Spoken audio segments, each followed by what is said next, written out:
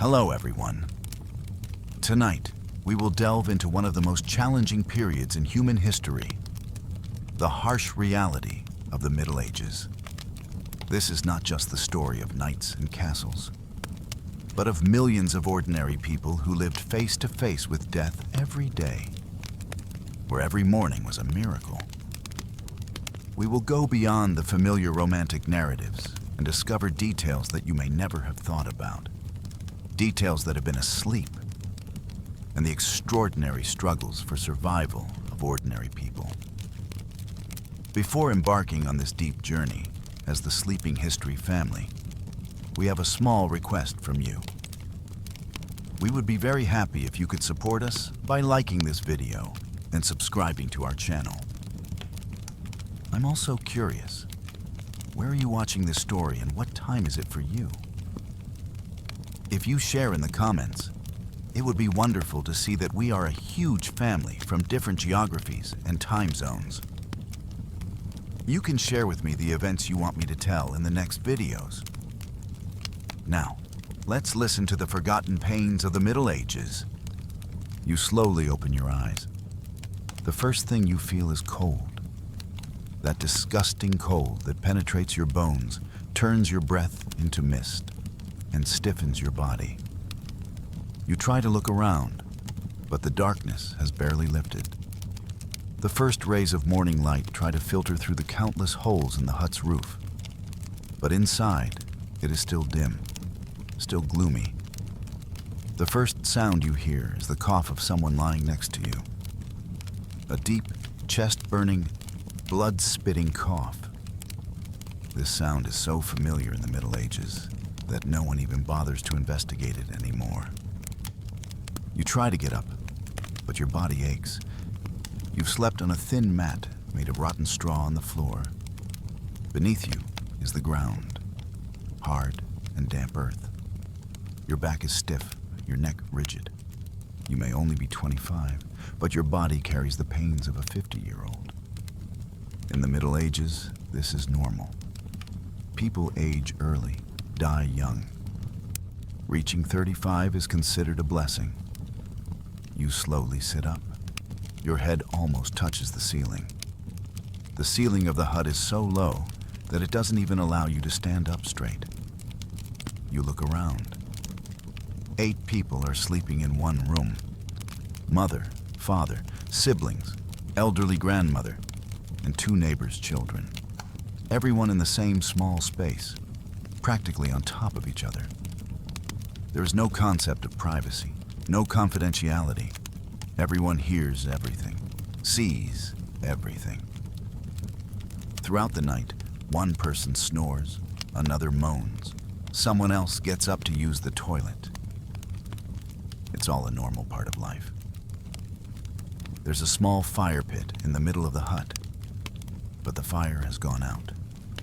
There was no wood left to burn last night. You used the last of the wood to cook dinner. Now it's freezing inside. Your breath forms clouds. Your hands are numb. You can't even feel your toes. It's the middle of winter, and the only way to stay warm in this cabin is to sleep piled on top of each other. You did that last night, but the cold still seeped into your bones. You look at the walls of the cabin. They're made of mud and brushwood. There are countless gaps between them. The wind seeps in through these gaps. You've tried to plug these gaps all winter, but it hasn't helped. When spring comes, you'll have to rebuild half the walls. But first, you need to see spring. You need to survive this winter. You stand up and immediately feel dizzy. You're hungry.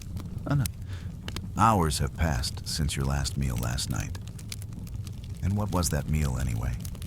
A soup of murky water with a few pieces of vegetables floating in it. There was no bread because the flour was gone. It's been months since you've seen meat. Even fish is a luxury now. Your stomach growls, but you're used to that too. Hunger is a normal part of life in the Middle Ages. People are constantly hungry. They're always looking for a little more food. but they can't find it. You walk towards the door of the hut. The door is made of old, rotten wood. The hinges are rusty. It creaks when you open it, as if it's screaming. When you step outside, the first thing you encounter is the cold again. But this time, it's the cold that comes with the wind. It cuts your face, brings tears to your eyes. You look around. The village is starting to wake up. Smoke is rising from a few huts, meaning they have firewood. They are lucky. The road in the middle of the village is covered in mud and filth. Last night's rain has turned everything into a swamp. But it's not just the rain. Animal droppings, trash, waste. It's all on this road. People throw their filth in front of their doors. Then when the rain comes, it all accumulates on the road. The smell is unbearable, but no one complains. These smells have become normal in the Middle Ages. There's even filth in front of your own shack. Last night, your brother was sick and couldn't go outside. Helpless, he had to relieve himself next to the door. Hundreds of people live in the village, but there is no sewage system. There is no such thing as a toilet. People either relieve themselves behind their huts or go to the nearby forest. But most of the time, they don't even go that far. The front of the door is enough. After all, everyone does the same thing. You take a few steps, and your foot steps on something soft and wet. You don't even need to look. You know what it is. Pig dung. Pigs roam freely in the village. Chickens, goats, even a few cows. They're all in the streets, between the huts. There's no separate place for them because there's no such luxury. The animals live with the people. Some families even bring their animals inside the hut to keep warm in winter. You're lucky. Your family doesn't do that. But your neighbor does. And you hear the goats at night. You start walking toward the center of the village. With every step, you sink into the mud. Your shoes, if you have any, are already full of holes. Most people don't even have shoes. They walk barefoot, even in the middle of winter. It's impossible to understand how their feet don't freeze or get cut. But that's how it is. In the Middle Ages, the human body learned to endure pain that modern humans cannot even imagine. When you reach the village well, there's a line. 5 or 6 people are waiting to get water. You join the end of the line. The well is the village's only source of water. But that water isn't clean at all. There's a greenish film on the surface. Sometimes frogs come out of it. Once you saw a dead mouse in it. But there is no other option. You either drink this water or go thirsty. Going thirsty means dying. So you drink it. You all drink it.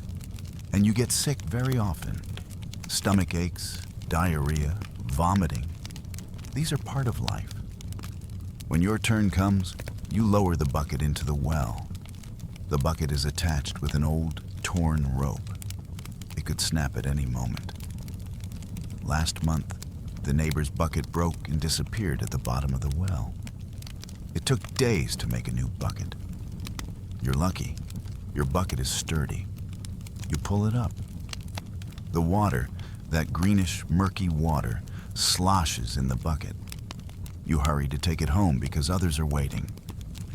When you return home, things have livened up a bit. Your mother has woken your siblings.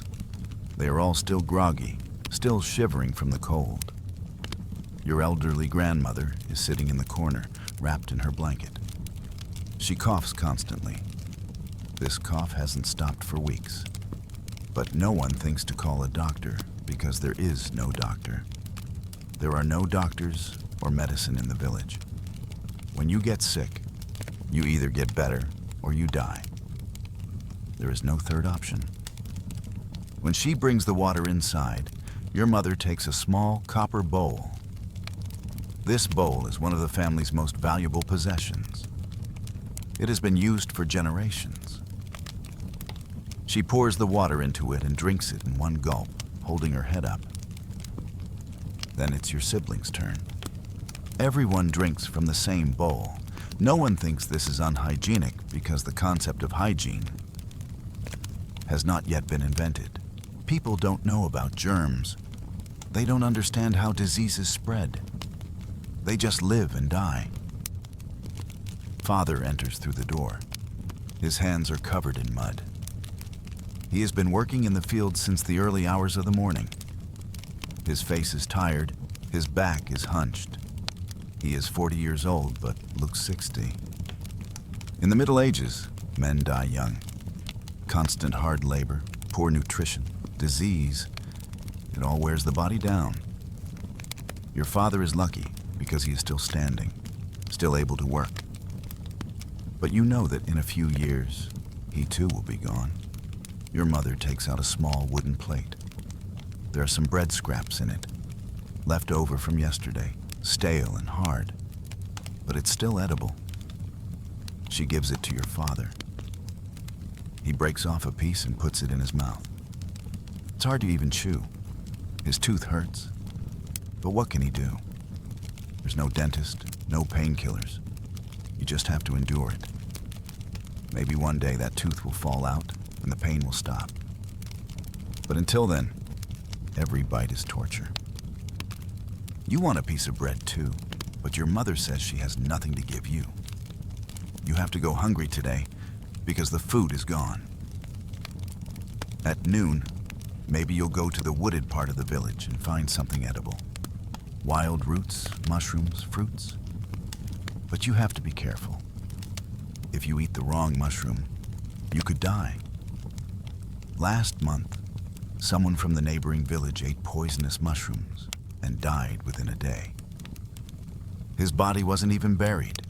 It was thrown into the forest. Death is so commonplace in the Middle Ages that people don't even grieve properly anymore. You step outside the hut again. The sun has risen a little, but the air is still cold. A few children are playing in the middle of the village.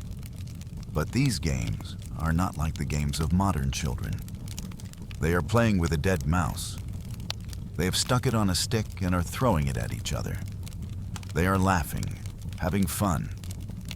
Your stomach churns, but for them, it's normal. Medieval children learn about death very early on. They lose their siblings. They lose their friends. Death can even be a game for them. You walk towards the edge of the village. There are a few more huts here, but they are in even worse condition. Their walls have collapsed. Their roofs are full of holes. People live inside them, but they are even poorer. Lepers, sick people, those excluded from society. No one approaches them. No one helps them. They are afraid of catching their diseases.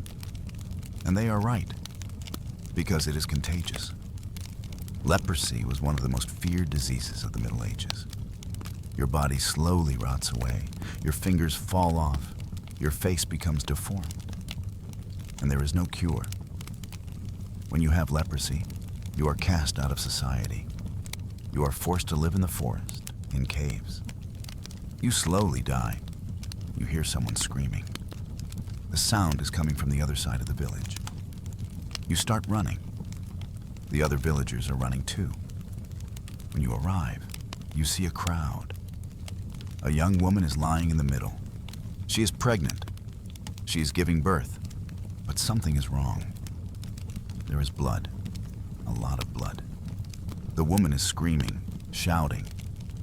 Next to her is an old woman, the village midwife. But she doesn't know what to do either. Her hands are bloody. Her face is filled with panic. Minutes pass, but the baby isn't coming out. The woman's screams are growing weaker. Then there is silence. The midwife shakes her head. The woman is dead. She died during childbirth. This was very common in the Middle Ages. 1 in 4 women died during or immediately after childbirth. Babies often didn't survive either. The midwife is still working, trying to save the baby. Finally, she delivers the baby. But the baby is motionless. It's not breathing. It was stillborn. The crowd disperses. No one seems very sad, because they are used to this sight. Death happens every day, sometimes more than once. In a medieval village, an average of 20 to 30 people die each year. Birth, disease, accidents, violence. The causes are many. The result is the same. Death. You return home. It's still cold inside, still dark. But this is your home. You have nowhere else to go. You sit in the corner and start to think. Only a few hours have passed since you woke up this morning, but you've already come face to face with death several times. Dirty water, insufficient food, disease, childbirth. All of them bring death. And the day has only just begun. Living in the Middle Ages means dedicating every moment to survival. When you wake up in the morning, you don't know if you'll make it through the day. Every meal is a miracle. Falling asleep every night is a chance, because you might not wake up again. Maybe the cold will kill you during the night. Maybe a disease will come and take you away. Maybe when you wake up in the morning, someone next to you will be dead, and you're still hungry. Your stomach is growling. You need to find something today. Otherwise, you might not make it to nightfall. You go out again. This time, you start walking towards the forest. The forest is just outside the village. But the forest is dangerous. There are wild boars there. There are wolves. There might even be bandits. But hunger is stronger than fear. You keep walking. When you reach the edge of the forest, you look around. The trees are tall and gloomy. The sunlight barely penetrates. The ground is covered with leaves and branches. You move forward, step by step. You look for something edible. After a few minutes, you see a small colony of mushrooms. But are these mushrooms edible? You're not sure. Some are safe, some are deadly. You can't risk getting them mixed up. You pass them by. You go a little further. Then you see a wild apple tree. The apples are small and sour, but still edible. You run towards the tree. You manage to pick a few apples. You bite into one immediately. It's sour and hard, but it eases your hunger a little. You put the others in your pocket if you have one, or in your hand if you don't. You'll take them home and share them with your family. But then you hear a sound. A low growl coming from afar. Your heart stops. This sound is familiar. A wolf. There are wolves in the forest, and they are hungry. A hungry wolf is dangerous to humans. Very dangerous. You turn and start running. The apples in your hand fall, but you don't care. This is no time to think about apples. You run, gasping for breath. You don't even look back. You just run. When you reach the edge of the forest, you stop and look back. There is no wolf.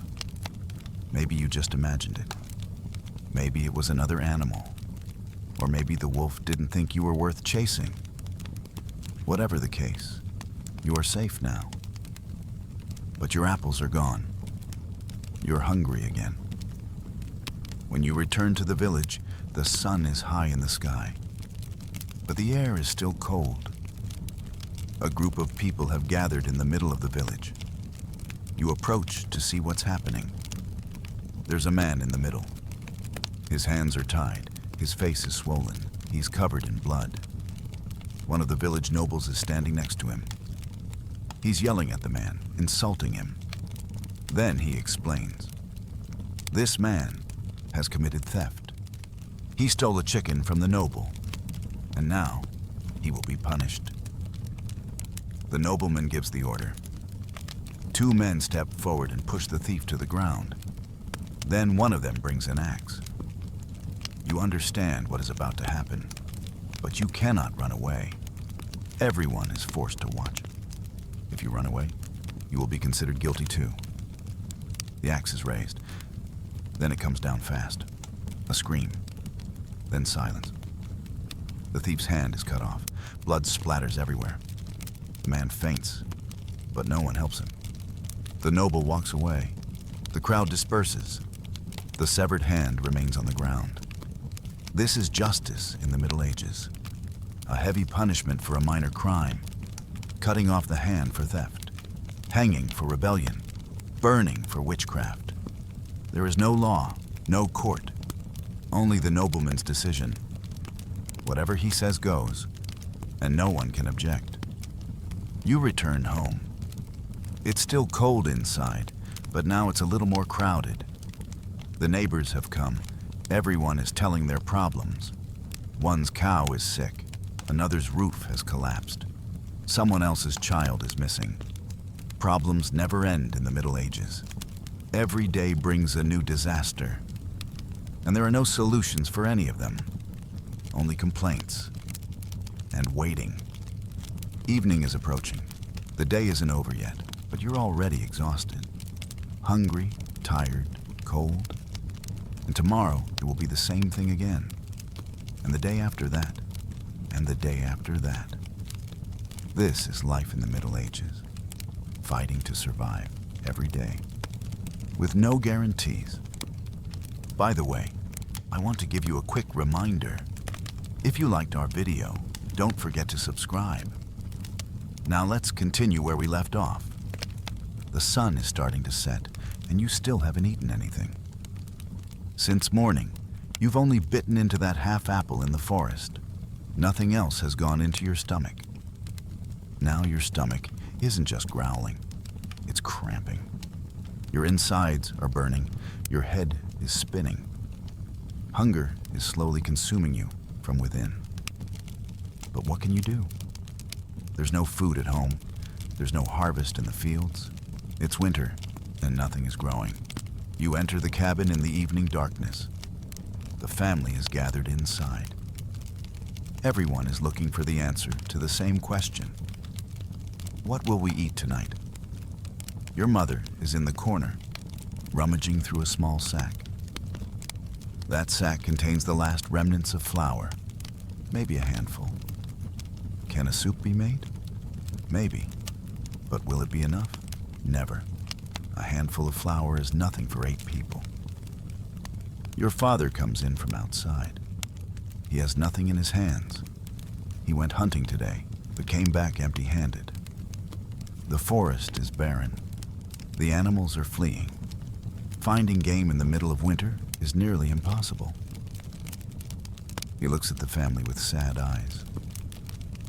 No words are needed. Everyone understands. We will go to bed hungry again tonight.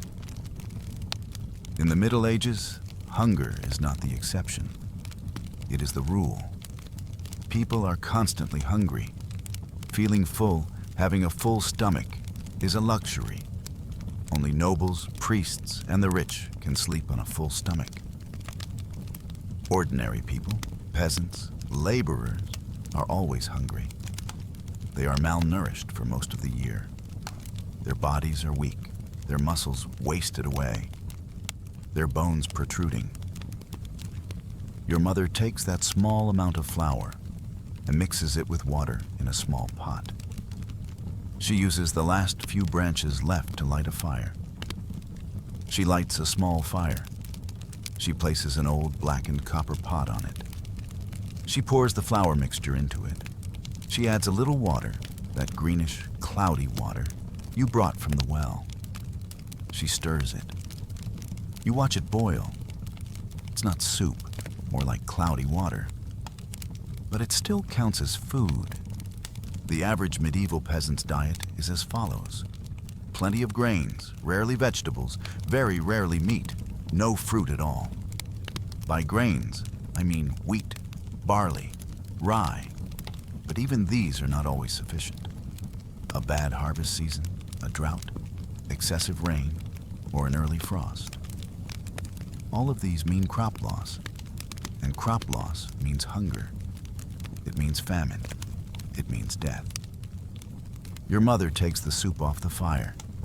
She takes a spoonful and tastes it. You can tell from the look on her face that it's tasteless, flavorless, nothing. But there is no other option. As a family, you fill old, cracked wooden bowls with that soup. Everyone gets very little, just a sip or two. But even that is precious. When you take the first sip, it burns your throat. The water is so dirty that unknown things float in it. Small particles, maybe dirt, maybe animal feces, who knows? But you swallow it, because thirst kills faster than hunger. The human body can survive for weeks without food, but only days without water. In the Middle Ages, drinking water is one of the biggest killers, because clean water is almost non-existent. Wells are dirty, rivers are dirty, lakes are dirty. People and animals use the same water sources. There were no toilets, no sewage systems. Everyone just threw their waste wherever they wanted. When it rained, all this waste washed off the ground and into the water sources. The result?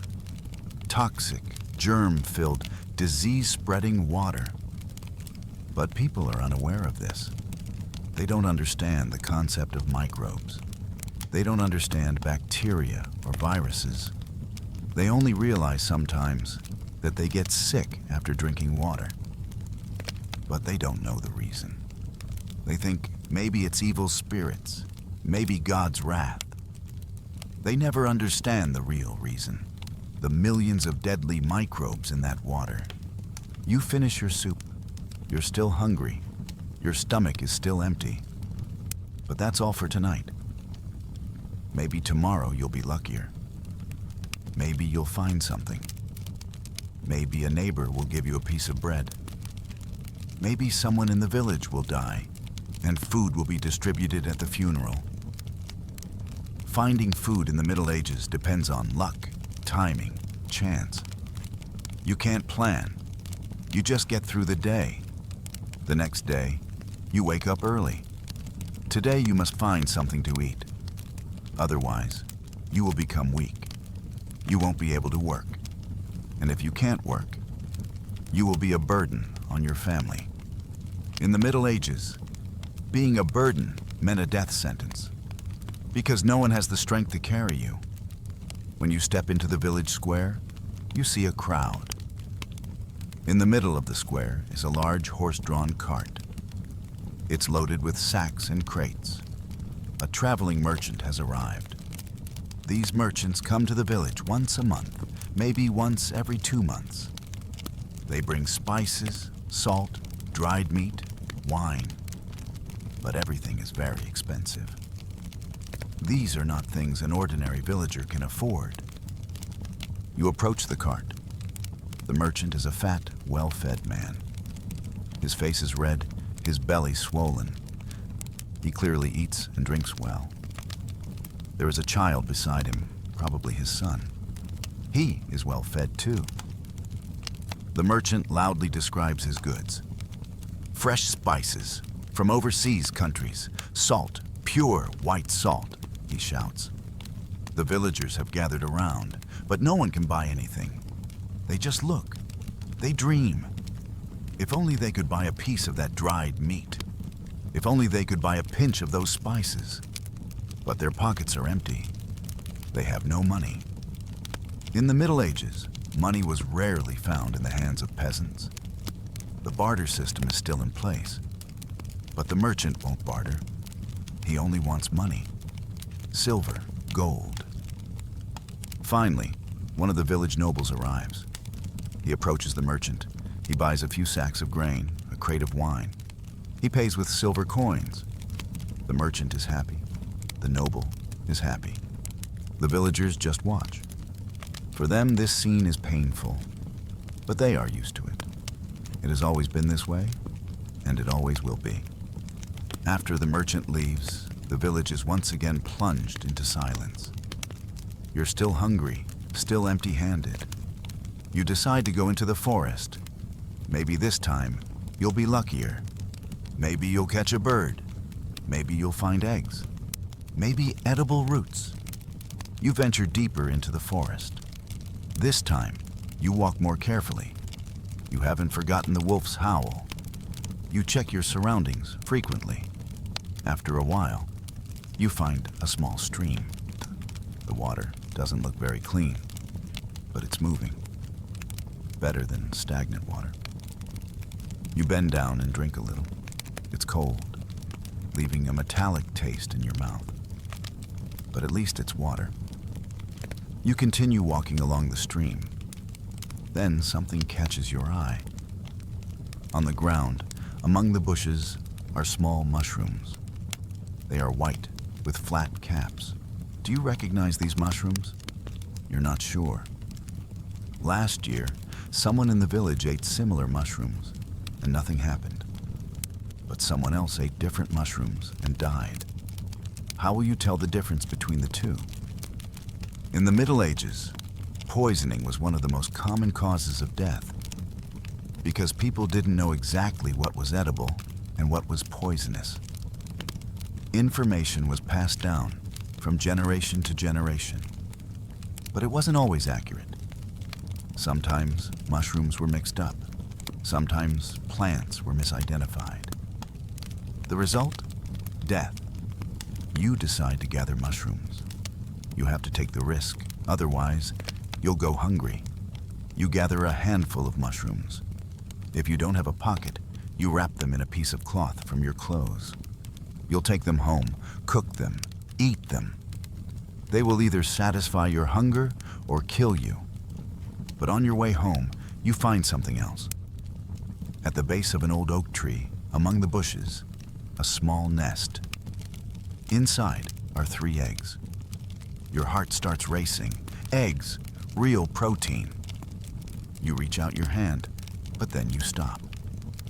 When will the owner of this nest return? If you take the eggs now, what will happen when the bird returns? But then you think, the bird will lay more eggs. You, however, will die if you don't eat the eggs. You take the eggs, all 3 of them. You hold them carefully so they don't break. These eggs can feed you for a few days. They are like precious treasures. You start running home. You don't even need mushrooms anymore. Eggs are safer, more nutritious. When you get home, your family is still there. No one is going anywhere because there's nowhere to go. There's nothing to do. They're just waiting. Waiting for what? They don't know. They're just living. When you show them the eggs, everyone shouts with joy. Your mother springs into action. She rekindles the small fire. She'll cook the eggs in their shells over the coals. The cooking takes minutes. Meanwhile, you pick the mushrooms. Your father looks and shakes his head. "Are you sure about these mushrooms?" he asks. You're not, but you say yes, because there's no other choice. Either you eat or you go hungry. The eggs are cooking. The smell fills the cabin. That smell is so good, so appealing, that your stomach goes crazy. You can't remember the last time you ate eggs. It must have been months, maybe more. Your mother takes the eggs off the fire. She carefully peels them. She cuts 3 of them into 8 pieces, very small pieces. But everyone gets one. You get one too. When you put it in your mouth, the taste is so intense that you almost cry. Real food, real protein. Your body feels like it's coming back to life. But of course, it's not enough. 1 piece of egg is nothing for 8 people. You're still hungry, but at least you ate something. You were lucky today. Who knows about tomorrow? Evening comes, and the mushroom issue comes up. Your mother roasts the mushrooms over low heat. She adds a little salt, the last of the salt left in the house. Then she distributes some to everyone. You take the mushroom too. You smell it first. It looks normal. You taste it. A little bitter, a little earthy. but it doesn't seem deadly. You eat it. Everyone eats. There is silence as you wait. If they are poisonous, it will take a while for the effects to show. Maybe an hour, maybe a few hours. Until then, you can only wait. And you can't sleep, because if you sleep and the poison takes effect, you may never wake up again. An hour passes, 2 hours pass. Nothing happens. No one gets sick. No one vomits. You breathe a sigh of relief. These mushrooms are safe. You were lucky today, but you can't always be this lucky. The next morning, you wake up and your brother is sick. He's vomiting. He has a high fever. What happened? Was it the mushrooms, the eggs, the water? You can't know. In the Middle Ages, it's impossible to find the cause of an illness. You only see the symptoms, and most of the time, you can't find a cure. Your mother gives your brother some lukewarm water. There's nothing else she can do. There's no medicine, no doctor, only hope. Maybe he'll get better on his own. Maybe his body is strong enough. Maybe God will have mercy on him. But maybe not. The day goes on, and your brother gets worse. He's not vomiting anymore because there's nothing left to vomit. But he has started having diarrhea. It's flowing like water. His body is dehydrating. Your mother tries to give him water, but he's closing his mouth. He can't even swallow. In the afternoon, your sibling passes out. They're breathing, but their eyes won't open. Your mother is crying. Your father is silent. Your siblings are scared. You're scared too. But what can you do? Nothing. It's evening and your brother is still unconscious. His breathing is weakening. Your mother is now crying loudly. Everyone understands. Your brother is dying, and no one can save him. At midnight, your brother takes his last breath. He was 9 years old. He died at 9. Maybe it was the mushrooms he ate, maybe the water, maybe the eggs, maybe something else. You'll never know. The next day, you bury your brother outside the village, next to the other graves.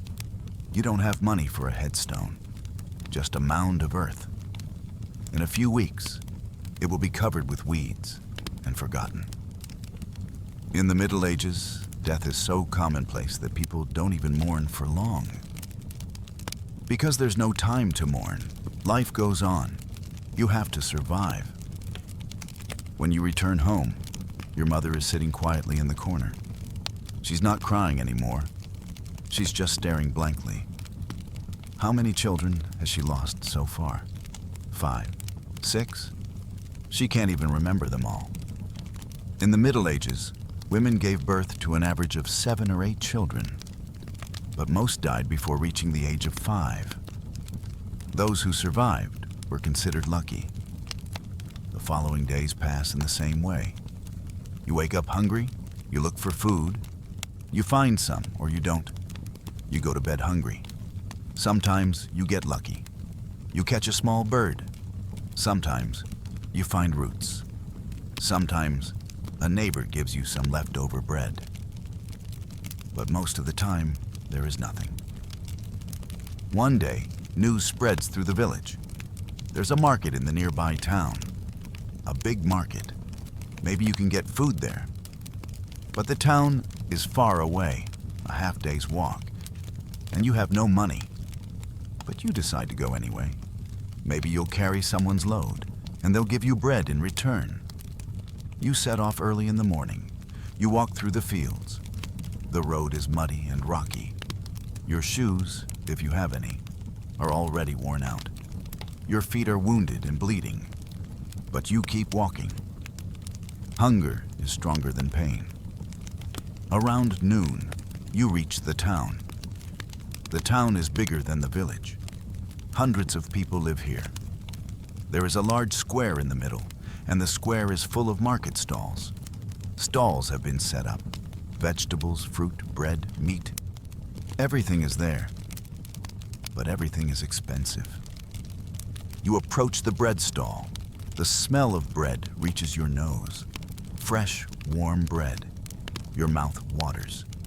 You ask the seller, "How much is a loaf of bread?" The seller looks at you, at your dirty clothes, your wounded feet.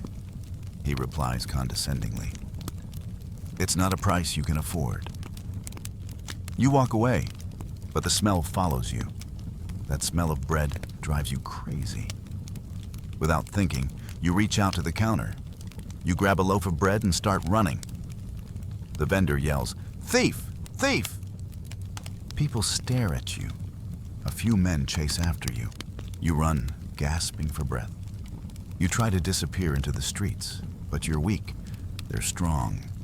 Eventually, they catch you. They take the bread from your hand. Then they beat you. Fists, kicks. You fall to the ground. The kicking continues. Finally, they let go and leave. They leave you on the ground, bloody and wounded. You lie there for a long time. You can't move. Your ribs may be broken. Your face is swollen. Your mouth is full of blood. But eventually you get up, because you have to get up. If you stay here, you will die. You slowly leave the town. Every step on the way back is torture, but you walk. By evening, you reach the village. Your family is shocked to see you. You tell them what happened.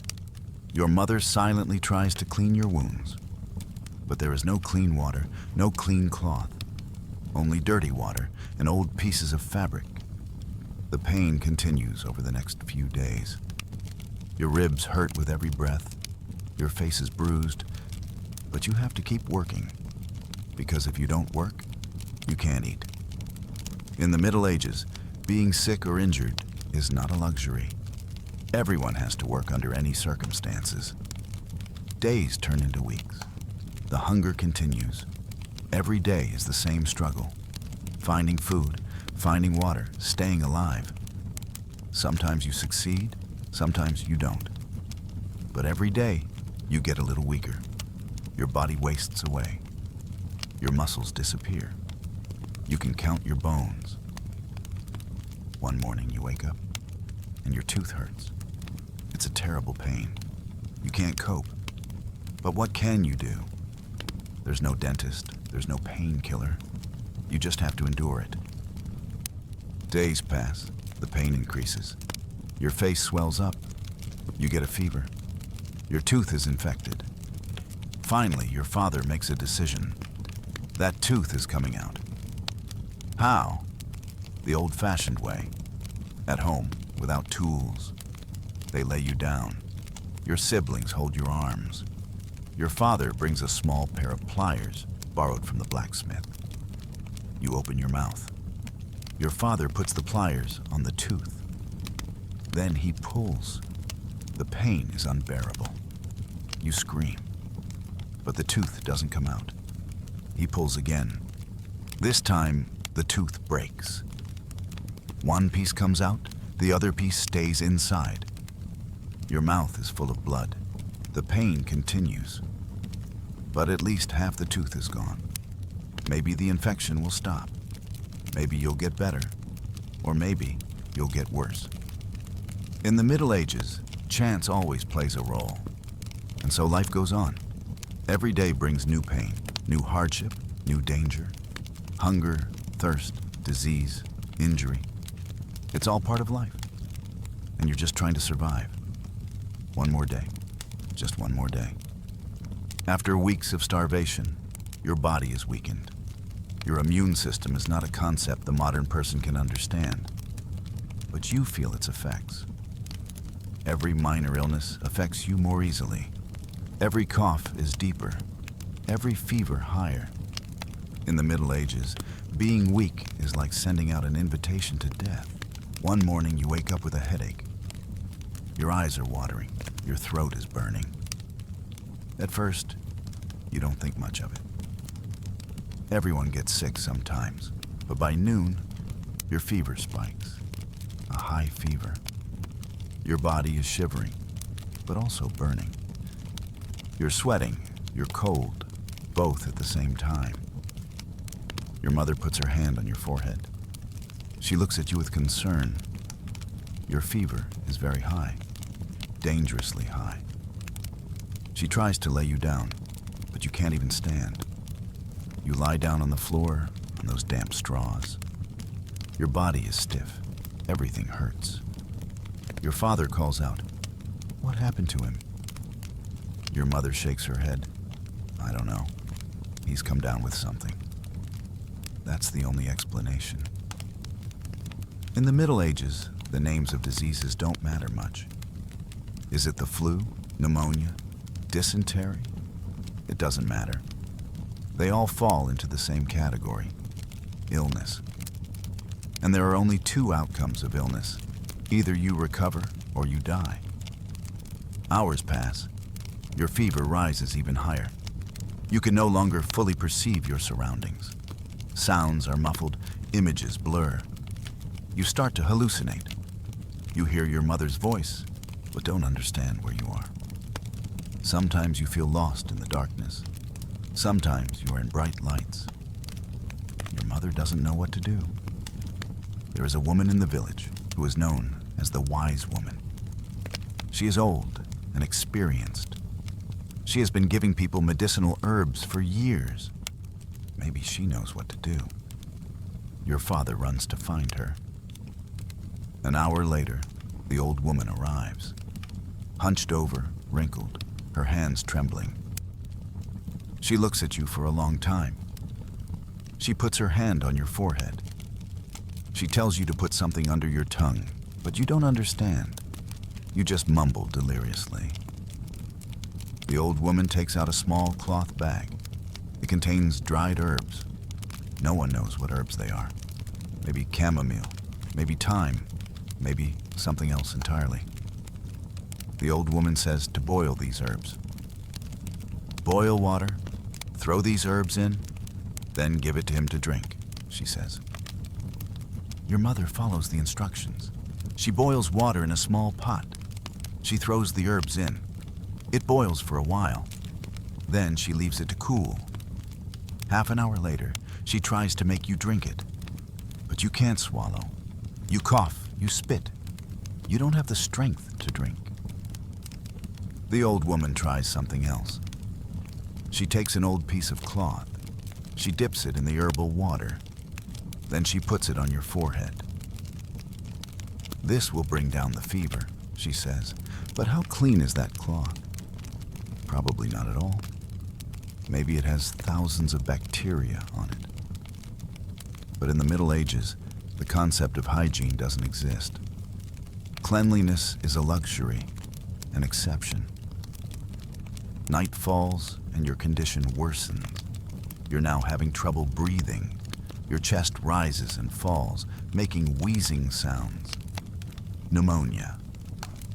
That's the modern medical diagnosis, but in the Middle Ages it was simply called chest disease, and it was almost always fatal.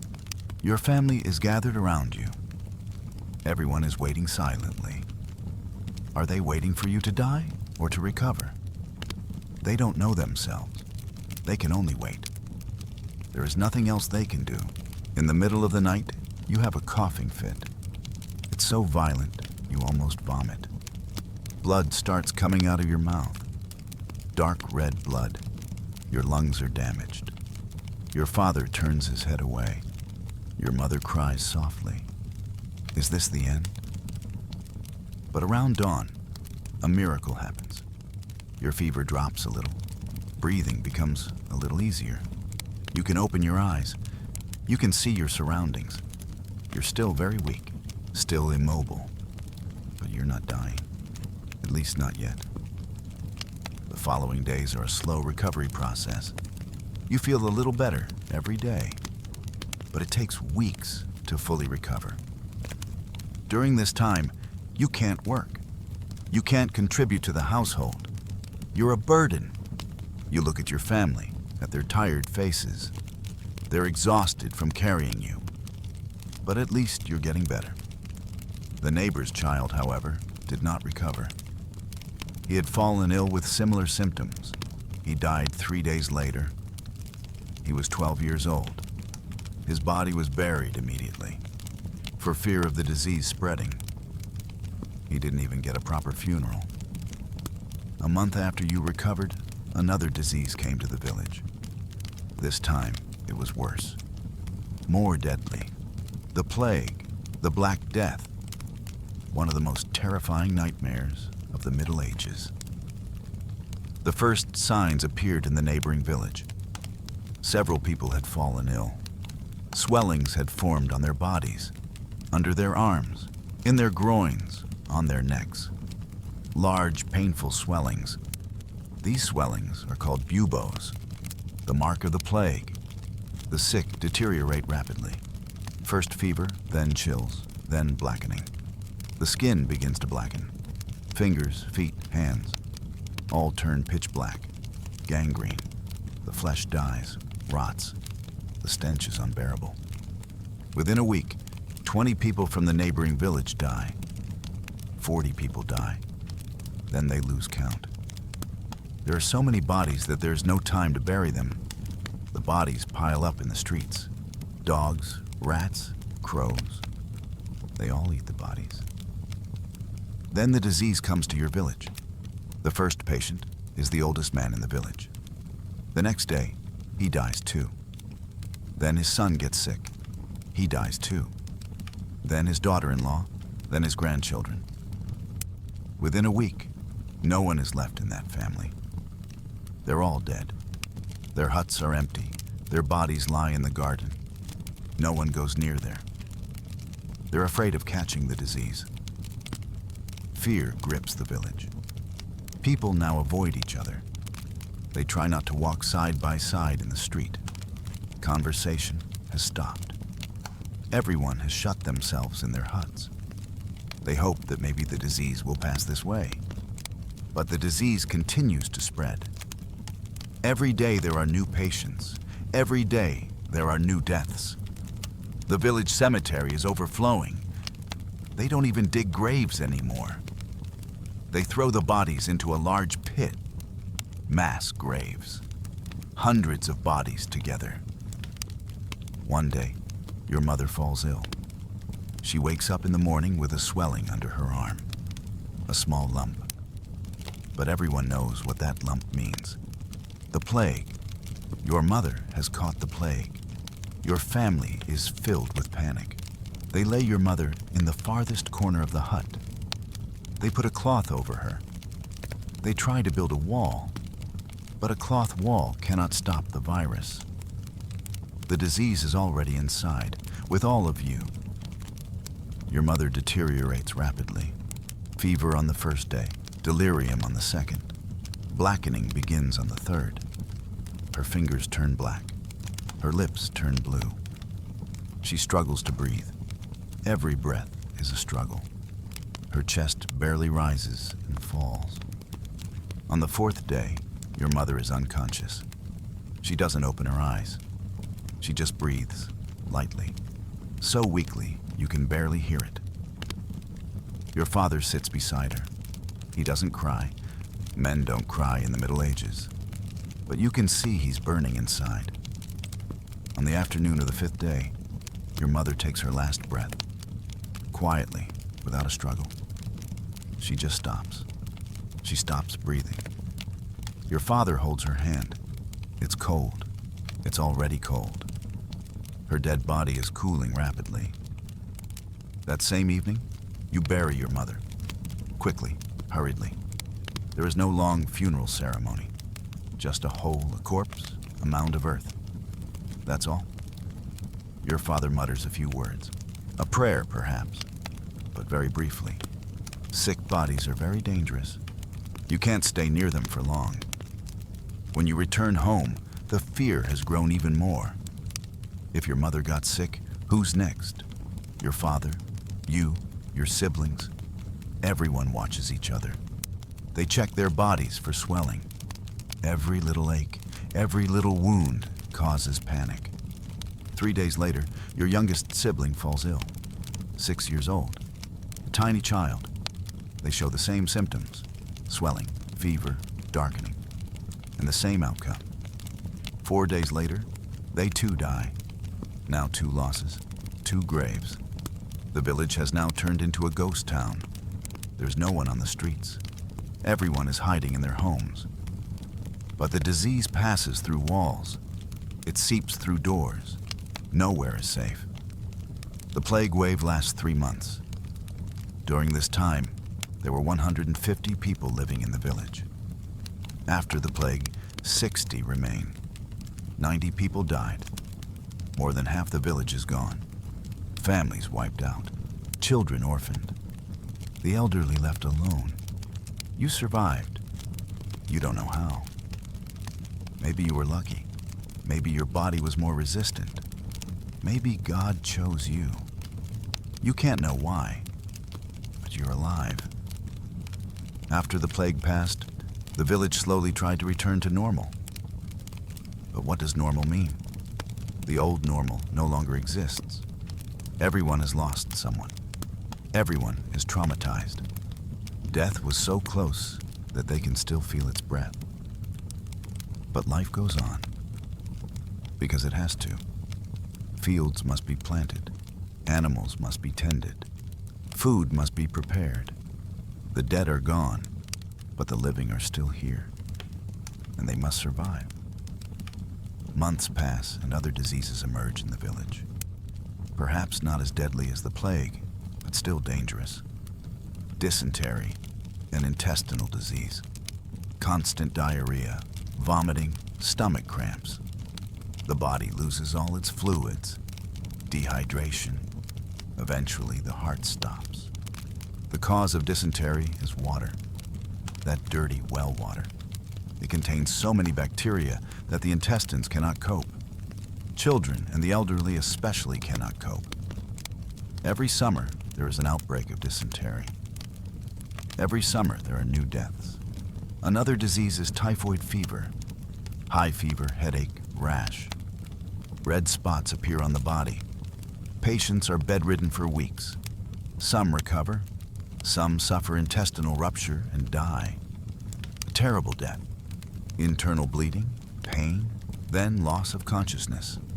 Smallpox. Small bumps appear on the face and body. These bumps grow, burst, and become sores.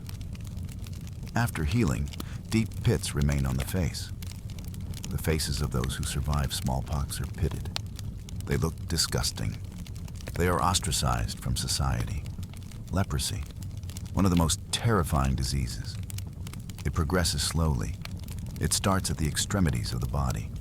The fingers lose sensation. Then they start to rot. The fingers fall off. Then the feet, nose, ears. The face becomes deformed. The person no longer looks human. They look like a monster.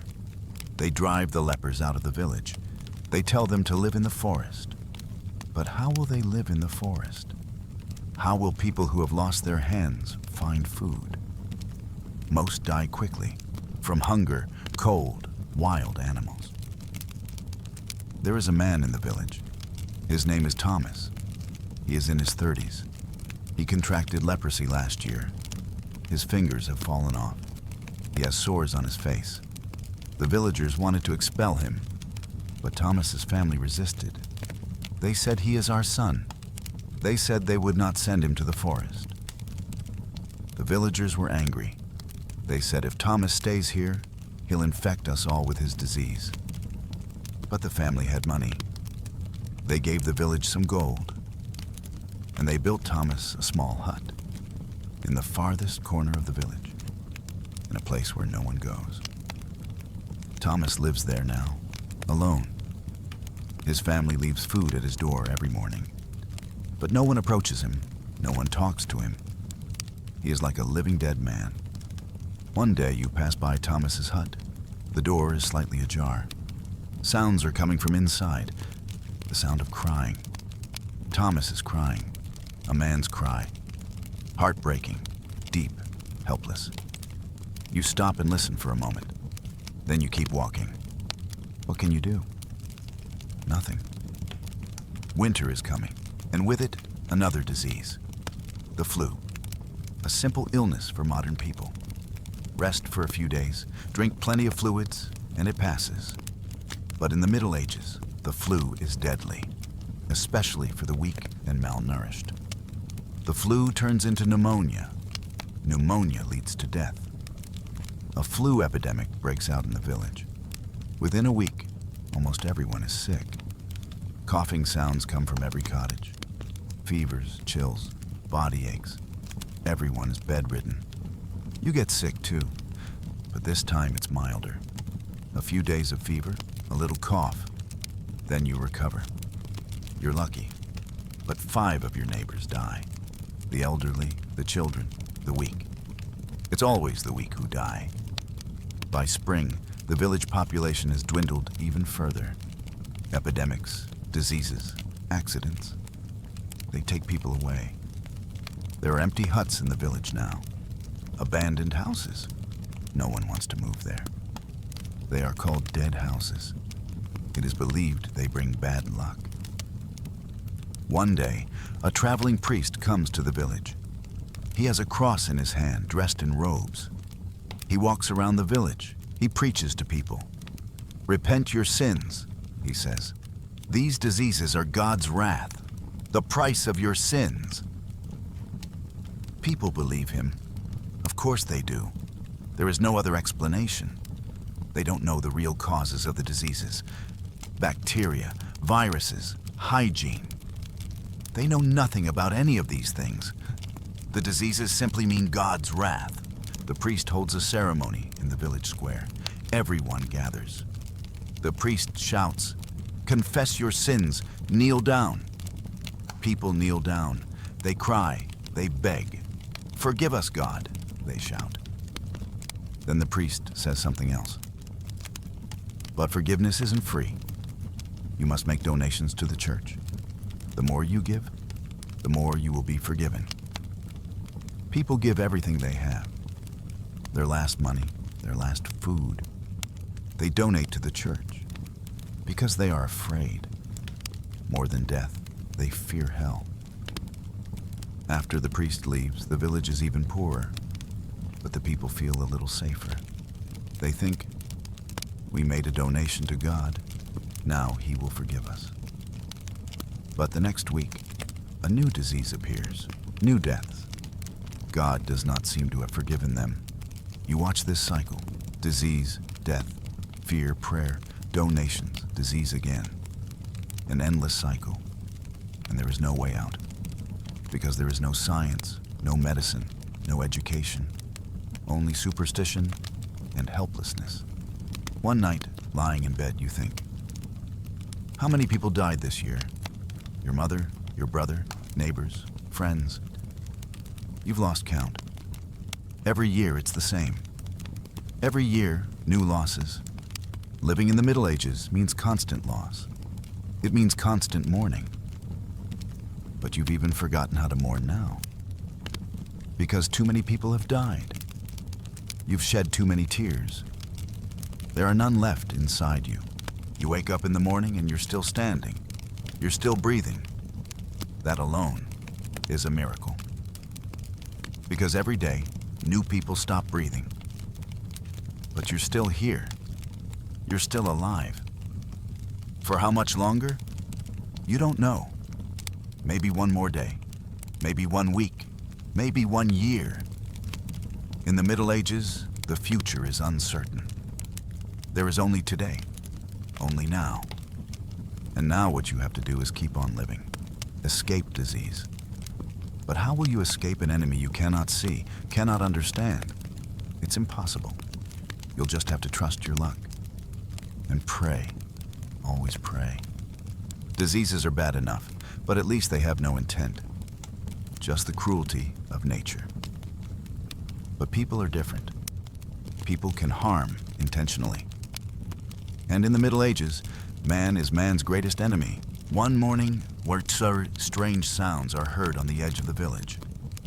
Horse hooves, shouts, the clatter of weapons. The villagers panic. Everyone understands what is happening. Bandits are coming, or soldiers.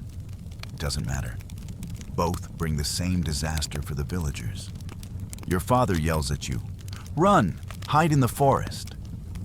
You and your siblings start running immediately. But your elderly grandfather can't escape. He's too slow. He stays in the hut. Your mother stays with him. "Go!" she yells at you. "They'll take you too." You run toward the forest. You don't even look back. You just run. You dive into the bushes. Your siblings follow you. You hide behind a tree. There, breathless, you look back at the village. The horsemen have entered the village. 15 or 20 of them, armored, armed. But which army's soldiers? You don't know. Maybe the king's soldiers, maybe rebels, maybe just bandits. In the Middle Ages, the line between them is very thin. They all do the same thing: loot, kill, burn. The horsemen are storming the huts. They kick the doors open. They go inside. You hear shouting, women screaming, men yelling. Then silence. Then the horsemen come out. They have sacks and bags in their hands. They steal whatever they find. They enter your hut too. 2 horsemen. Your mother and grandfather are inside. You can't see what's happening, but you hear the sounds. "Where's your gold?" one shouts. Your mother answers, "We have no gold. We are poor people." A slap. Your mother screams. Then your grandfather's voice, "Leave her alone. She's an old woman." Then a dull thud. Your grandfather falls to the ground. The horsemen leave the hut. They have almost nothing in their hands, because you really had nothing. The same thing happens in the other huts. The horsemen search everywhere, looking for something valuable. But they are villagers. They have nothing valuable, only their lives. And sometimes even that isn't valuable enough for the horsemen. The horsemen gather the villagers in the village square. They line everyone up: the elderly, the women, the children, everyone. The leader of the horsemen paces in front of them.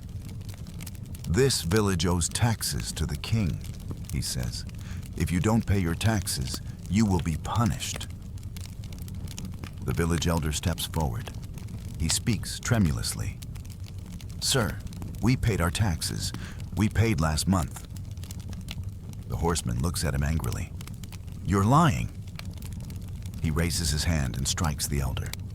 The elder's face bleeds. He falls to the ground. Another villager dares to speak up.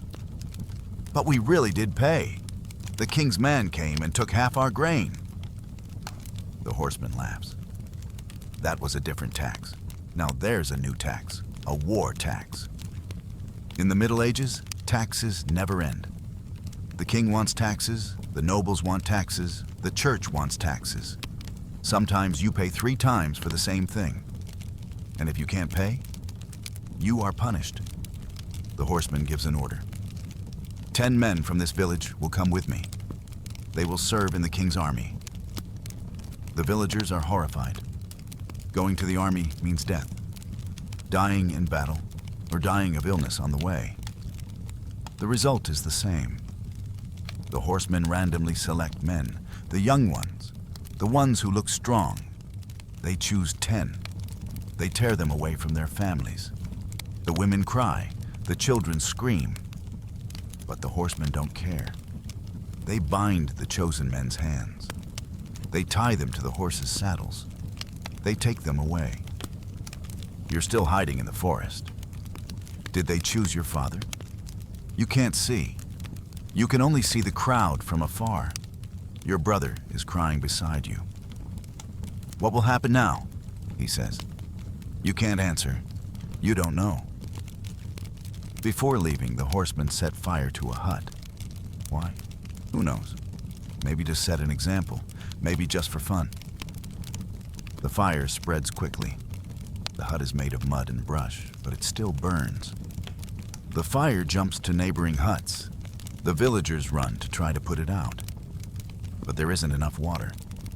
5 huts burn. The horsemen finally leave. The sound of their horseshoes fades away. The villagers slowly begin to gather themselves. You also come out of the forest. You run to the village. You reach your cabin. You go inside. Your mother is sitting in the corner. Her face is swollen. Her eye is black and blue. Your grandfather is lying on the floor. Blood is coming from his head. You run to him. He is still breathing, but weakly. He opens his eyes. He looks at you. He tries to say something, but no words come out. Only blood foams from his mouth. Your father is gone. He was among those chosen. They took him away. When will he return? Will he return? You cannot know the answers. In the Middle Ages, men taken into the army rarely return. They either die in battle, fall ill, or become outlaws if they flee. There is no return. Your grandfather dies that night. The blow to his head was too severe. He never recovered. By morning, he stops breathing. Now, another loss. The family is shrinking, a little smaller every day. The next day, you bury your grandfather. The cemetery is almost full. Graves everywhere. You dig a new hole. You place your grandfather inside. You cover him with earth. You murmur a prayer. Then you turn and go home. Life must go on. For weeks, there is no news about your father. Where he is, how he is, no one knows. Maybe he's dead. Maybe he's still alive. You just don't know. And you have no way of finding out. There is no communication in the Middle Ages. You can't write a letter because you can't read or write. You can't get news because there is no one to bring it. Your family is becoming poorer. Without your father, they can't work the fields. They can't grow crops. Finding food is becoming even harder. Your mother is helpless. Your younger siblings are hungry. What will you do? One day, a traveling merchant comes to the village. But this time, it's a different kind of merchant. A slave trader, a human trafficker. He's come to gather slaves from the village. He shouts in the square, "I'm buying your children. I'll pay good money." Some families really think about it. They have hungry children they can't feed. Maybe selling them is better. At least the children won't go hungry, they think. A few families bring their children. Small children, 7 or 8 years old. They cry, clinging to their mothers. But the mothers push them away. They give them to the slave trader. The slave trader examines the children. He looks at their teeth, squeezes their arms, checks their legs, as if he were examining animals. Then he takes out money, very little money, a few silver coins. But even that is very valuable to the starving. The families take the money. They give up their children. You watch this scene. You are horrified. Children are being sold. Real people are being sold. But no one says anything, because this is normal in the Middle Ages. People are bought and sold like goods, especially the poor, especially children. The slave trader looks at you too. "How old are you?" he asks. You don't answer.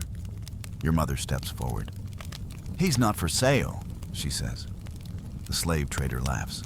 "Everything is for sale, if the price is right." Your mother hides you behind her. "Go away," she says. The slave trader shrugs and turns to the other children. One morning, screams come from the neighbor's hut. You run over.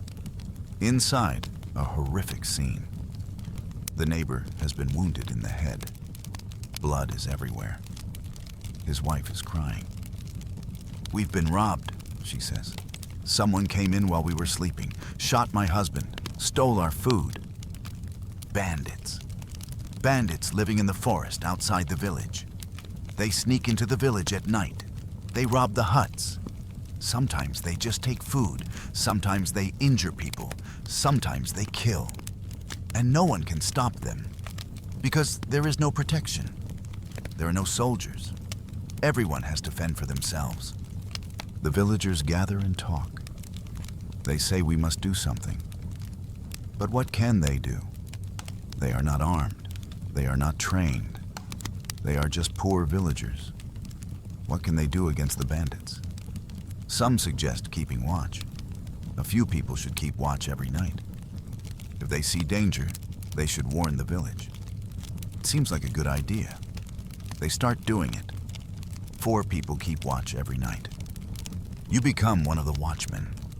You stand in the square at midnight. It's dark, silent. Only the sound of the wind. Cold. No fire like an oven. Nowhere to warm up. You just stand there, waiting, watching your surroundings. Will something happen?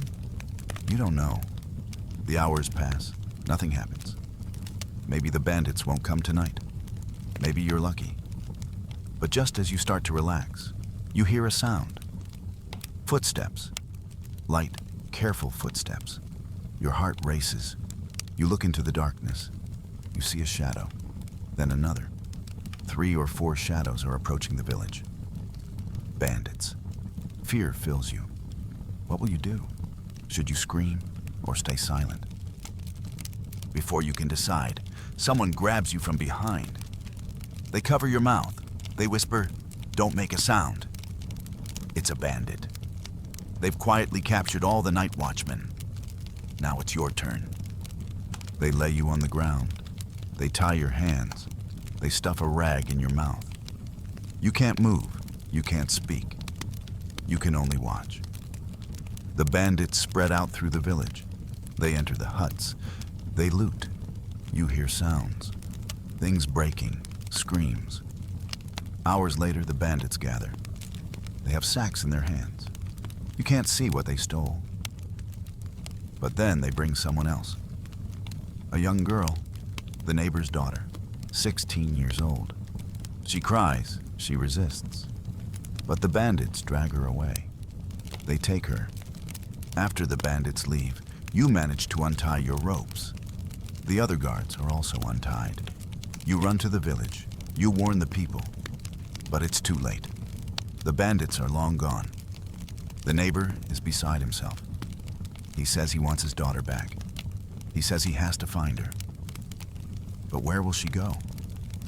The bandits have disappeared into the forest. It's impossible to find them. The girl is lost. Maybe she'll be killed. Maybe sold. Maybe worse things will happen. And no one will be able to save her. The next day, the village is in shock. Even the guards couldn't protect them. No one is safe. What will they do? A delegation goes to the nobleman. They ask for help. They ask for protection. The nobleman listens. Then he laughs. "You villagers don't pay enough taxes for me. Increase the tax and I'll give you soldiers," he says. The villagers are helpless. They are already starving. They cannot pay more taxes. But they have no other choice. In the Middle Ages, selling children wasn't just an option. Sometimes it was a necessity. Families were so poor they couldn't feed their children. Selling them was the only solution. The children were taken to big cities. There they worked as slaves. They cleaned houses, worked in fields, sometimes worse things. And they never returned to their families. Months pass and the father returns. But he returns a different man. He limps as he walks. There's a long scar on his face. His right ear is missing, cut off. There is fear in his eyes, a deep, unquenchable fear. You ask him what happened. At first, he doesn't want to talk. But then he starts to tell you. He was taken to war. He was in a castle siege. They had to climb the stairs. Arrows rained down on them. The people next to him fell, died. He was wounded too. A rock fell on his head. His ear was torn off. But he was lucky, because he survived. Only 3 out of 10 returned. The others died. Their bodies weren't even brought back. They were left to rot there, on the battlefield. Your father can no longer work as he used to. His leg is injured. He can't use it properly. He can't plow the fields. He can't carry heavy loads. The family is becoming even poorer.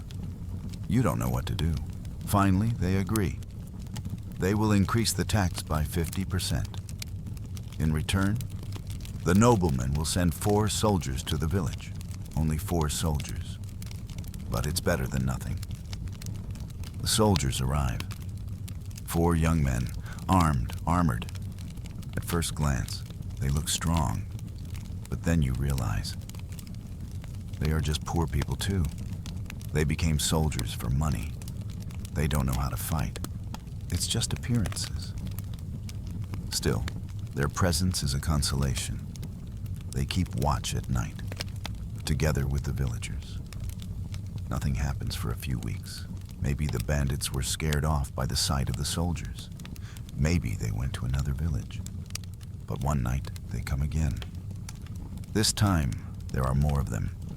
20 or 30 people. The soldiers resist. The battle begins, the sound of swords shouting, blood, lots of blood. By morning, 2 soldiers are dead. 1 soldier is wounded. Only 1 remains unscathed. The bandits also suffered losses, but they still ransacked the village. Worse, they killed 2 villagers. For no reason, just to kill. The village is now helpless. Even the soldiers can't protect it. What will they do? Some are thinking of emigrating, going somewhere else. But where? Everywhere is the same. There are bandits everywhere. There is danger everywhere. There is no such thing as security in the Middle Ages. There is no police, no gendarmerie. There are only the nobleman's soldiers. But they only protect the nobleman's property. The villagers are on their own. If they are attacked, they will defend themselves. If they fail, they will die. Simple. Days pass and tension rises in the village. Everyone looks at each other suspiciously. Who can be trusted? Who could be a spy for the bandits? You can't even trust your neighbor, because hunger changes people. Anyone will do anything for money. One day, a fight breaks out in the village. 2 men accuse each other. One says the other stole his bread. The other denies it. The fight escalates. Fists fly. Then one pulls out a knife. He stabs the other. He plunges the knife into his gut. The wounded man falls to the ground. Blood flows. His insides spill out. It's a horrific scene. People scream, but no one helps. Because how could they help? There are no doctors, no medicine. They can only wait. The man dies an hour later. What will happen to the killer? Will he be tried? No, because there is no court. Only the nobles exist. And the nobles don't even care. They don't care if the peasants kill each other. As long as they continue to pay taxes, there is no problem. The murderer stays in the village. People are afraid of him. But there's nothing they can do. He's armed. He's dangerous. No one can stand up to him. There is no justice in the Middle Ages. There is power. Whoever is powerful is right. Whoever is armed wins. The weak just suffer. They suffer and die. Now you live in fear every day. When you wake up in the morning, what will happen during the day? Will the bandits come? Will the soldiers come? Will someone shoot you? You don't know. You're just scared. And fear consumes you from within. Even when you sleep at night, you're not at ease. Your ears are pricked. Every sound could be a threat. Every movement could be dangerous. Sleep comes, but it is not deep. It is superficial, alert sleep. Because if you sleep deeply, you may never wake up again. People are dangerous enough, but nature shows no mercy either. In the Middle Ages, there is a very delicate balance between man and nature. And this balance can be broken at any moment. One wrong step, one bad decision, one stroke of bad luck. Any of these can bring death. Winter deepens. This year is especially cold. It has been snowing for days. The roofs of the huts are getting heavy. Some are even collapsing. The roof of the neighboring family collapsed last night. 2 children sleeping inside were crushed. They were already dead when they were found in the morning. Did the cold kill them? Or was it the crushing? It doesn't matter. The result is the same. The roof of your cabin looks dangerous too. The snow is so heavy that the boards are creaking. Your father is trying to clear the snow, but it's dangerous. The roof could collapse under him. He climbs slowly. He gets onto the roof. He starts pushing the snow away with his hands. Suddenly, there's a crack. A board breaks. Your father slips. He falls. 3 meters from the ground. Not much, but enough. He hits the ground hard. He falls on his arm. You hear the sound of bone breaking. A clear, sharp crack. You run to him. Your father is writhing on the ground. He's screaming in pain. His arm is bent at a strange angle. It's broken. It's not an open fracture, but the bone is shattered inside. What will you do? Is there anyone in the village who treats broken bones? There's an old woman who is said to know a little about it. You run to her. You bring her over. The woman looks at your father. She examines his arm. She shakes her head. It's badly broken, she says. I have to set it, but it will hurt. Your father shakes his head. He has no other choice. The woman gets ready. She calls 2 neighbors to hold your father down. Then she grabs his arm and pulls. Your father's scream echoes through the village. It's so loud, so full of pain, you want to cover your ears.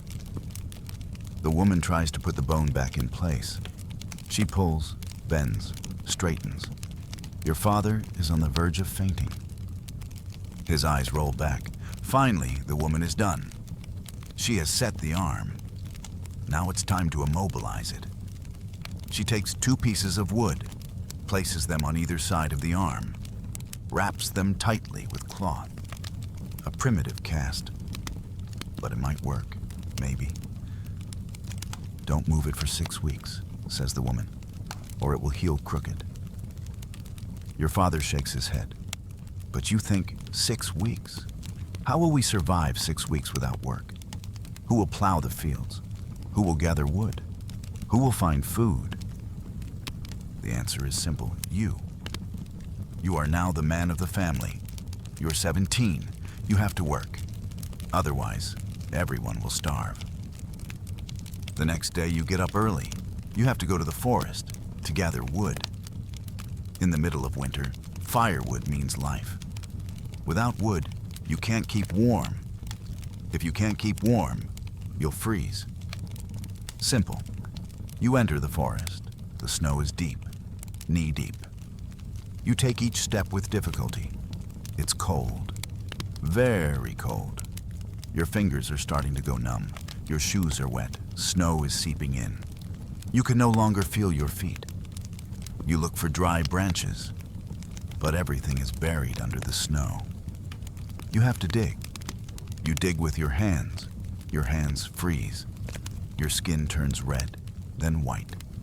The frostbite starts. You find a few branches. You gather them in your arms. You start to turn back, but you're lost. The snow has erased your tracks. Which way did you come? You don't know. You look around. Everything looks the same. White, cold, silent. Panic. Your heart races. If you get lost, you'll die. If you stay in the forest at night, you'll freeze. You have to choose a direction. It's a gamble. You're gambling with your life. You start walking. You've chosen a direction, hopefully the right one. Minutes pass. Nothing looks familiar. Maybe you chose the wrong direction. Maybe you're walking towards death. Then you hear a sound in the distance. The sound of cows, the village cows. You're going the right way. You breathe a sigh of relief. You walk towards where the sound came from. Finally, you reach the village. You're saved. This time, You bring the branches home. You light a fire. As your hands start to warm up, the pain comes. A terrible pain. Your hands, which had started to freeze, burn as they warm up. But you don't make a sound. Men don't complain about pain. The next day, you have to go back to the forest. This time, you're more careful. You leave tracks. You mark the trees, so you won't get lost. You gather wood. You return. Every day is the same. Every day, you risk your life. One day, you see strange tracks in the forest. Big tracks, paw prints, very big. Your heart stops. You recognize these tracks. Wolf tracks. But not a normal wolf. Very big. Maybe an alpha. Maybe a pack of wolves. You decide to turn back. Today is not a day for gathering wood. It's a day for survival. You slowly back away. Your eyes are on the forest. You're looking for movement. Then you see it. Two eyes glowing among the bushes. Yellow, wild eyes. A wolf. It's watching you. It's not moving, just staring. You freeze too. If you move, will it attack? You don't know. You slowly back away. The wolf doesn't move. It's still watching. Step by step, you move away. You don't take your eyes off the wolf. Then the wolf turns and disappears into the bushes. It's gone. Why didn't it attack? Maybe it wasn't hungry. Maybe it was alone, without its pack. Or maybe you were just lucky. You run back to the village. You tell the villagers. You say there's a wolf in the forest. You say it's huge.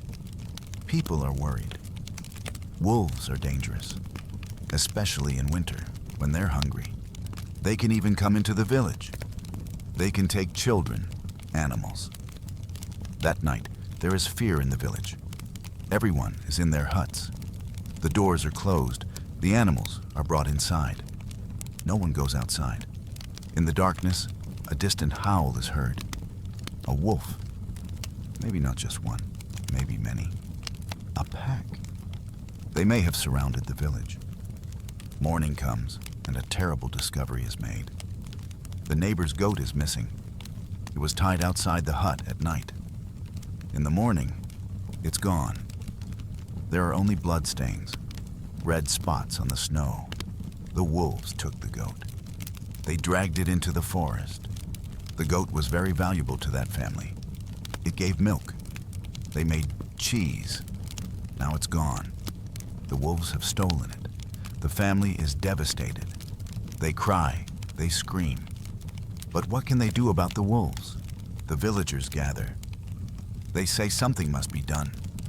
They need to organize a hunting party. They need to find the wolves and kill them. Otherwise, we'll lose more animals. Maybe even the children are in danger. 10 men volunteer. You are among them. Weapons are prepared. But there are no real weapons. A few old spears, a couple of axes, a bow, but only 3 arrows. These weapons are inadequate against wolves. But there is no other option. You set out early in the morning. You follow the blood trails. You enter the forest. The trails lead you deep inside, very deep. You are far from the village. It's dangerous. A few hours later, you find a cave. The blood trail leads into the cave. This must be it, the wolves' lair. There are sounds coming from inside. Growls, grunts. How many wolves are in there? You don't know. The group leader speaks. We'll go inside. We'll light a fire. Wolves are afraid of fire. They'll run away. Then we'll kill them. The plan is simple. But will it work? You light a fire. You pile branches at the cave entrance. You light them. Smoke begins to fill the cave. You wait. The wolves will come out. Suddenly, movement from the cave. A wolf leaps out. Very fast. Very big. Its eyes are bloodshot, foam dripping from its mouth. It looks rabid. It's coming straight at you. Spears are raised. The wolf hits the first man. He jumps on the man.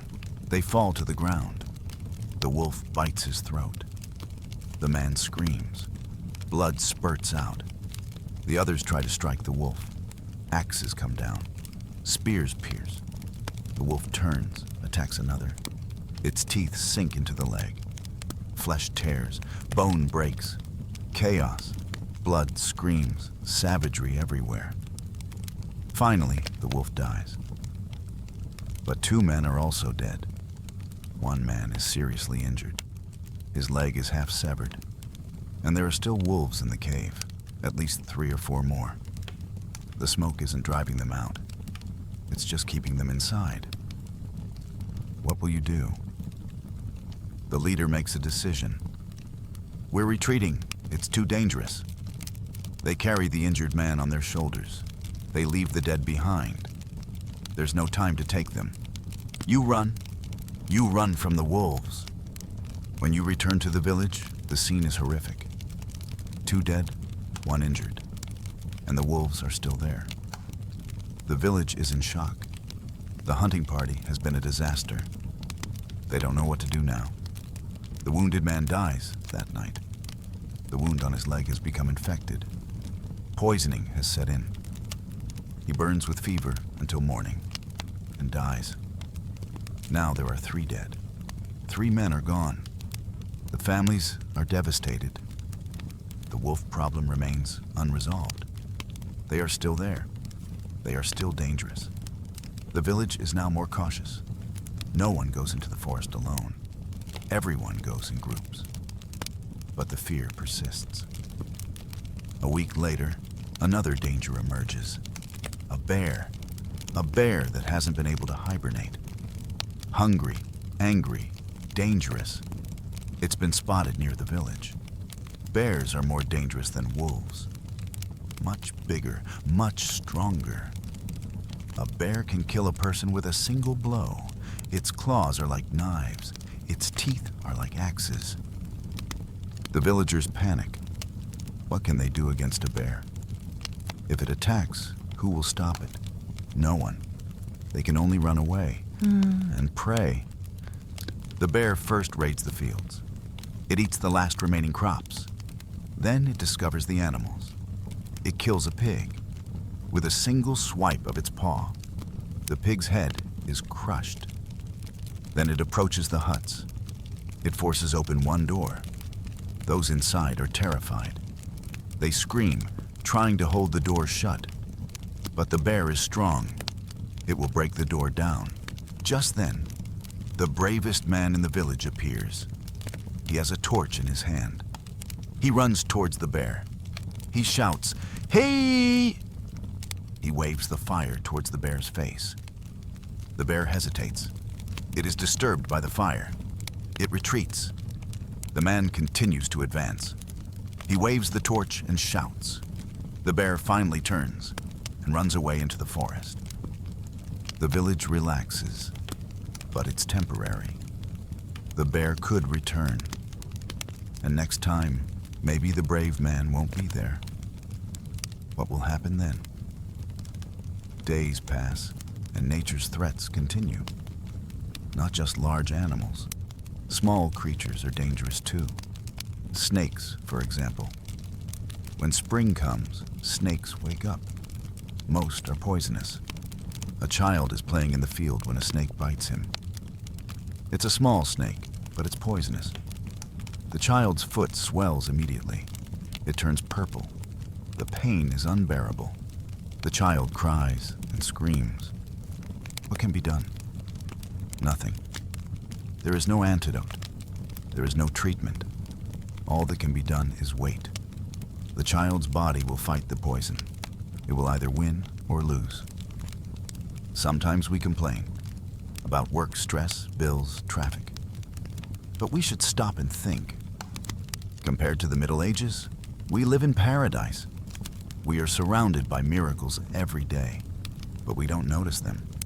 Clean water, it flows from the tap. In the Middle Ages, this was unimaginable.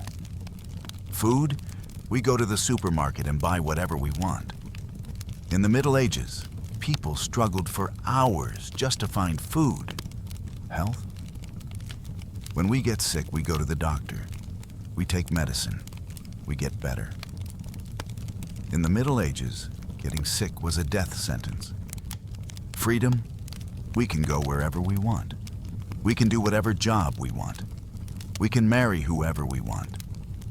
None of these things existed in the Middle Ages. Education. We can read and write.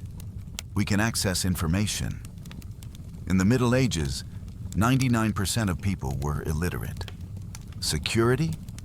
We have police. We have laws. In the Middle Ages, there was a daily threat of death. Yes, modern life isn't perfect. We have our problems. But compared to a serf living in the Middle Ages, we live like kings, in a comfort they couldn't even imagine. So sometimes we should pause and be grateful for the present moment, for being able to breathe right now, for being full, for being safe, for being free. Millions of people suffered in the Middle Ages. Their lives were short, hard, and cruel. But they survived. They fought. And in the end, we emerged. Their descendants, their heirs. Without them, we would not exist. Their suffering was not in vain. Because we are here, in the modern age, without enduring the suffering they endured, without witnessing the deaths they witnessed. This is a gift. The progress of humanity. The gift of science, medicine, technology. But it is also the gift of the millions who lived in the Middle Ages, who suffered, but who persevered nonetheless. We must not forget them. Their names may have been forgotten. Their faces may have been lost. But their suffering was real. Their lives were real. And in their memory, in the name of our debt to them, we must value every day. Because we are lucky, incredibly lucky.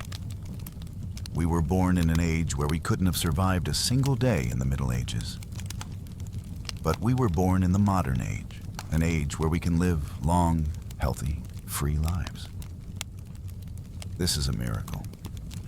And every morning when we wake up, we must remember this. We must be grateful, and we must live our lives to the fullest, for the sake of those who lived and died in the Middle Ages. Because they couldn't, but we can.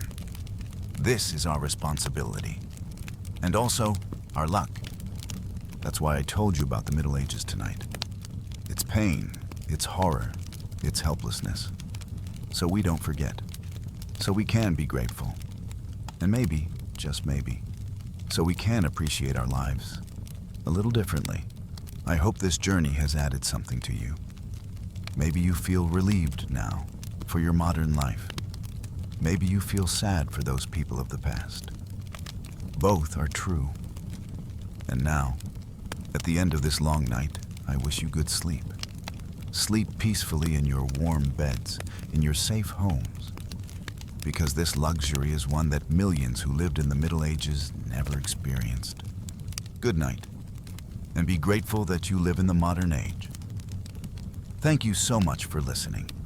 I hope this video has given you a different perspective. If you liked the video, don't forget to hit the like button and subscribe to the channel. You can share your thoughts with me in the comments. What did you think about the Middle Ages? Has your perspective on modern life changed? I'm curious. See you in the next video. Take care. And remember, every breath, every day is a gift. Good night.